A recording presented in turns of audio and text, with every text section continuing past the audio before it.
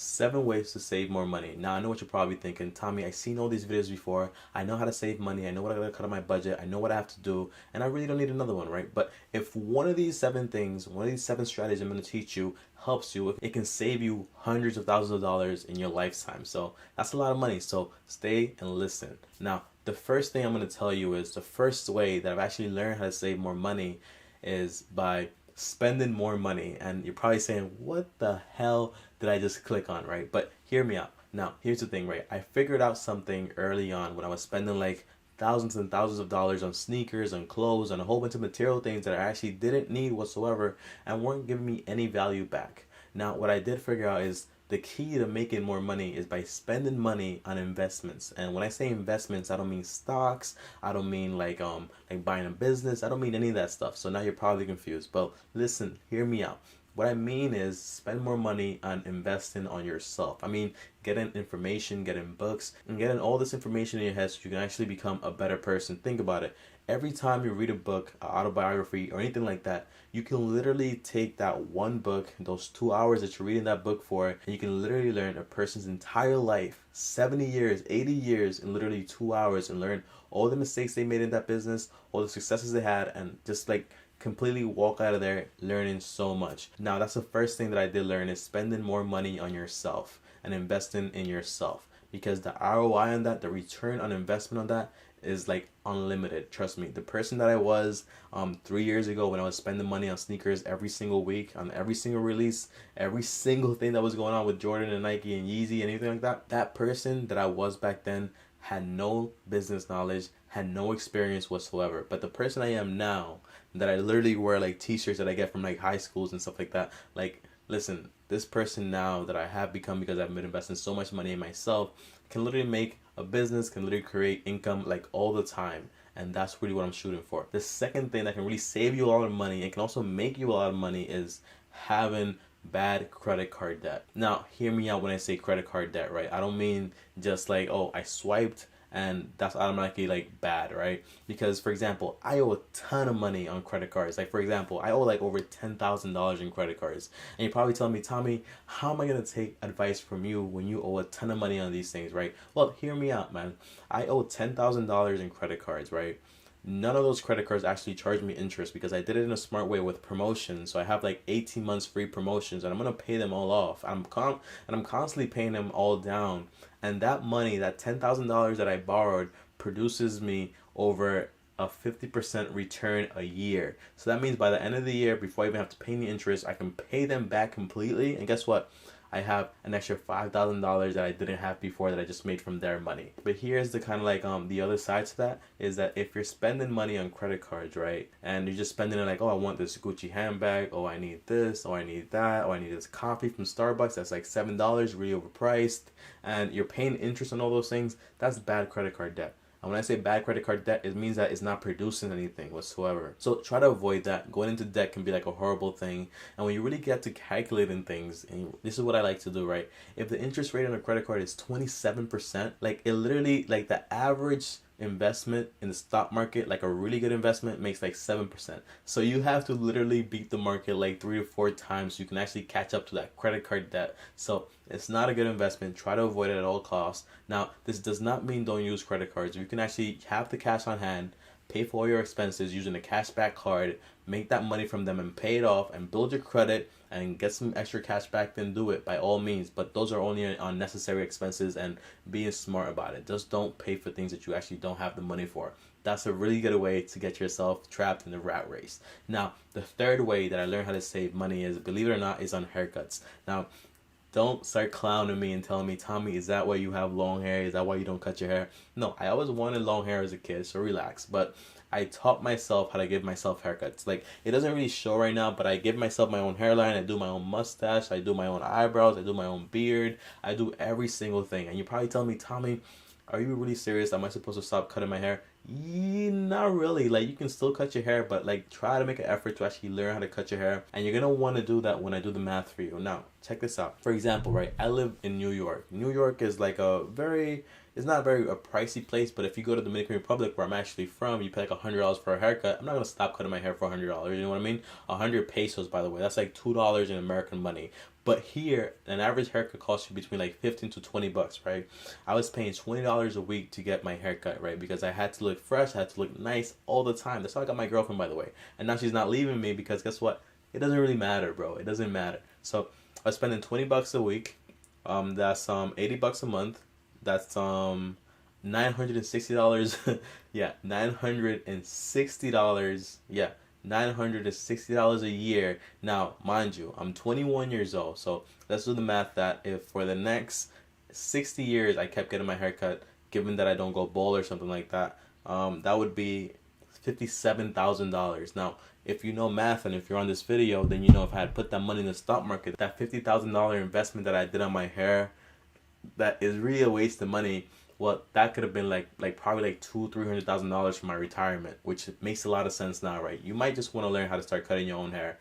And if you live in Los Angeles, guess what? That $20 is actually like $50. Like it doubles. Like it's insane. You really don't need to do it. Just be smart with your money. Learn how to cut your hair. You're gonna look a little crappy for the first like week or so, but you're gonna get the hang of it and you're gonna learn how to do it. And no, I don't use a machine. I literally use the same razor that they use in the barbershops. I use that same razor and I taught myself how to actually cut hair. You can teach yourself anything, trust me. Now, the fourth way that I learned how to actually save money is by eating out. Now, you're probably saying, Tommy, I heard this one before. And yeah, you probably have, but here's what I like to talk about it, right? Because I believe in balance, right? Sometimes you want to go out. Sometimes you don't want to cook at home. Sometimes you don't want to be bothered or anything. Sometimes with your girlfriend, you're with your boyfriend, or you're with whoever you want to be with, right? And you're just like, damn, I want to eat out. I don't want to be a cheap ass, like, you know, I don't want to be a stooge, and I want to eat out, you know, and I want to have a good steak, I want to have like good like fish, a burger, like I just want to go out and eat out, right? But here's the thing, right? I learned this, like for example, when I was doing it the bad way, I was going to Chipotle every single day for like an entire year, and when you do the math on that, it's like ridiculous. I spent like over like $3,000 at Chipotle, like guaranteed, and it was like awful, you know, like that's like obsessive. That's not good. But say for example you're going out like once a week or maybe like twice a month, and you're spending like 30-40 bucks and you're actually budgeting for it. That's fine, you know, because you want to take your lady out or your guy out and you want to go to the movies and you want to do all these things, but you don't want to be killing your budget. If you're spending like max, like if you're spending like $100 a month or like $150 on eating out a month, you really need to reassess everything. Like just buy groceries and figure it out. And if you're spending $150 a month, right, and you're not making over $60,000 a year, you're spending way too much. Because if I make that amount of money and I don't even spend that much money, then how the hell are you spending so much money? You know what I mean? Now, the fifth way that I actually learned how to save more money, and my girlfriend does not like this one, is by not having a car. Now, I do know something, right? I'm very privileged because I live in New York and I have like an entire metro system. I can go wherever I want, whenever I want. But a lot of people live in like Florida, Los Angeles, like Ohio, like Texas, like all those little states, well, big states, right? Because New York is a little state. All those big states, like you need like a car to drive around and stuff like that, right? And like I always say, there's a good way and a bad way to do it, right? For example, I don't need a car whatsoever. I can literally pay like 120 bucks and get like a month and get wherever I need to go. I can literally get an Uber $3 a day and like literally go wherever I want to go, right? But if you do need a car, please, please, please don't buy a $26,000 car that's like 3-4 years old just because you want to be driving around fancy and have like it's so funny, you know. Some people have like a $26,000 car and then in the trunk they might as well have like all the debt that they owe because that car is not actually theirs, and they're making like $500 payments on the car plus like $100 insurance payments, and all these things really add up. There's been a study done on millionaires, right? And the average millionaire, like, they don't buy new cars. So if a millionaire can literally go without buying a new car, and you're like the average Joe making like $40,000, $20,000, or maybe even $60,000, $80,000, $90,000, $100,000, like, if a millionaire can go like without buying a new car, you can probably do it too. So stop making excuses. I get the entire thing where people say like, oh no, but if I buy a new car, then I don't have to deal with any like problems or issues. Guess what? If you buy a really good used car that's in good condition, like below 100,000 miles, you'll be just fine. So stop making excuses to justify that.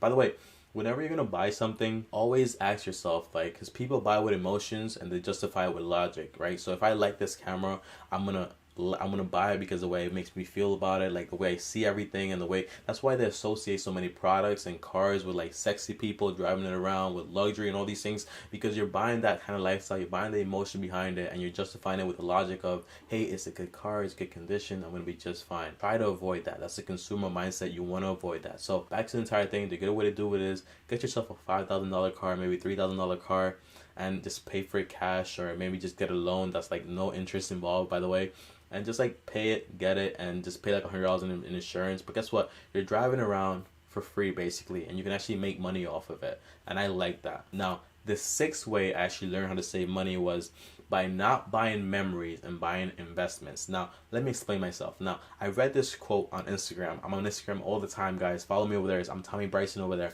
I'm on Instagram all the time, and I read this quote, and the guy said, poor people buy memories, rich people buy investments. Now, don't get me wrong, I'm not the type of guy that doesn't like going on vacation every now and then, that doesn't like going sightseeing, that doesn't like doing a whole bunch of things, but honestly, I'm really not that guy. I don't really like any of that stuff. Like, I like to go traveling to see my family. Like, that's my vacation. But if you're that type of person that wants to experience the whole world and you want to do a whole bunch of things, just make sure you're not going in debt actually doing it. Because I see so many people going to like Florida, going to Los Angeles, going to Fiji, the Cancuns, the upstates, like all over the place, and then when they come back they're like dead broke, you know. And that's a really bad thing. Like, you're buying memories and you're trying to say like when you're 40, hey, I did this, I did that, but you really have nothing to show for it, you know what I mean? Buy investments now, and then get those investments to actually pay for all your memories that you want to buy, like to build memories with your family. Yes, it's important to take your kids to Disneyland, you know. It's not important, it's not to make them love you more, it's not to make anything like that happen, but it's a good experience, you know. And it's kind of like a luxury, you know, and just make sure you can actually afford to do those things, you know what I mean? So don't get yourself in debt like trying to buy memories. And something that I associate with this all the time is, you know, when I think about buying something, I think about like, is this thing worth my freedom? You know, because dollar to me, currency to me, money to me means freedom. And right now, I'm not financially free yet. So if I'm not financially free, I'm actually going to spend $200, $300 on a pair of shoes. I'm actually going to spend $8,000 in a 12-day vacation and come back and have a really cool story to tell, or have like one Instagram picture to show for it. Like, it doesn't really matter. Now, the seventh and last thing is actually a very simple one, right? Now, it's all about subscriptions. And when I say subscriptions, I mean, yo, you probably don't even know how many things you're subscribed to that you actually don't need. And when I say subscriptions, I really mean like all the bills that are associated in your daily life and that you actually don't need. So try to figure those things out. When I say subscription, it's something that's always recurring. For example, if you're going to Starbucks every single day, that's kind of like a subscription for me. You're spending $5 on coffee every single day. It's not a good habit. So try to opt out of that subscription. Make coffee at home, or go somewhere that's really cheaper. If you have a Hulu, Netflix, Crunchyroll, Amazon Prime, if you have all four of those, like, get a life, bro. Like, you really don't need all of those. Like, I get it. It's pretty cool when you can say, yeah, I watched this series, I watched this series, and I watched that series, and I can watch it all like live. You know what I mean? But you really don't need all four subscriptions, because if you do the math and you're paying like, hey, it's only $10 a month, $7 a month, less than a coffee a day. Yeah, it's less than a coffee a day, but for less than a coffee a day, I can become a millionaire before I retire. So, which one do I do? So you have like $10 for like Hulu, $10 for Netflix, $10 for Prime. That's like already $30. If you have a gym membership and you're not going, do not cancel your gym membership. If you're watching this video, I know way too many people that they always try to twist everything I say. So for example, if you have a gym membership, like, don't opt out of it. Like, start going to the gym and start working out. It's actually a good thing that you're there, you know what I mean? So start going to the gym, you know, start subscribing to good things and start unsubscribing from things that are actually not like giving you any value. Does that mean unsubscribe from all the like Netflixes and stuff like that? No, keep one Netflix, like, you know, and like share with your friends, and then get them to pay for it too. And next thing you know, like, you're just there like watching Netflix for free, you know. Guys, my name is TommyBryson. If you don't know me, you're gonna know me. I hope these facts and these ways that I'm teaching you and these alternatives actually helped you, and I'll see you guys next time. Please subscribe to the channel, and peace. You've got to start at the bottom if you